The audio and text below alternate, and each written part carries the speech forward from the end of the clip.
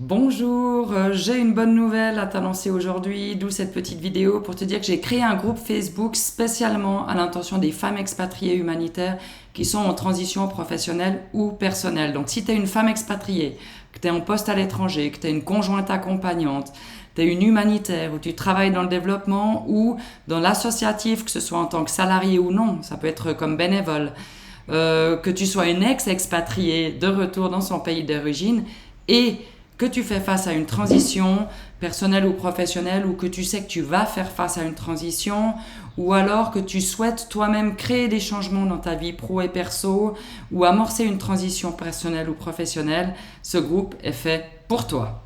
Donc l'avantage de ce groupe, c'est que tous les échanges restent dans le groupe. C'est ce qui différencie en fait de la page Facebook, c'est qu'on est dans un lieu où on est entre femmes expatriées humanitaires en transition qui partagent finalement les mêmes problématiques, les mêmes questionnements, les mêmes priorités, et c'est plus facile de partager au sein de ce groupe que sur une page Facebook qui est à la vue de tous et de gens qui ne sont pas forcément aussi conscients des problématiques que tu peux rencontrer.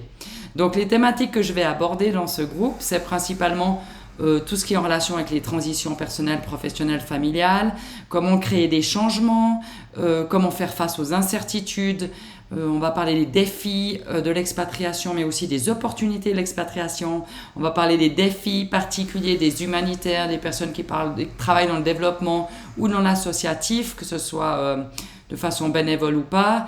On va parler d'équilibre personnel, d'équilibre professionnel, on va parler de confiance en soi et aussi d'état d'esprit. Et ça, pour moi, c'est vraiment une clé pour réussir une transition personnelle ou professionnelle. Ce qui importe avant tout, c'est ton état d'esprit. Donc, on va parler de ça.